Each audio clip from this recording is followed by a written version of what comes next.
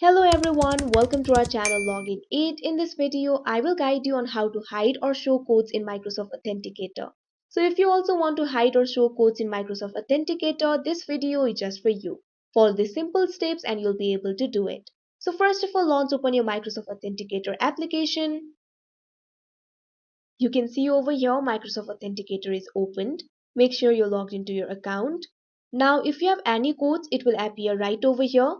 So if you want to hide your codes, all you have to do is tap on the three dots that you can see at the top right corner. Now under the rearrange accounts option, you'll be able to see the option for hide codes. All you have to do is tap on it and your codes will be hidden. And after your codes are hidden, if you want to show the codes, again you'll have to tap on the three dots that you can see at the top right corner. Now in place of hide codes, you'll be able to see the option for show codes. All you have to do is tap on it and your codes will be shown.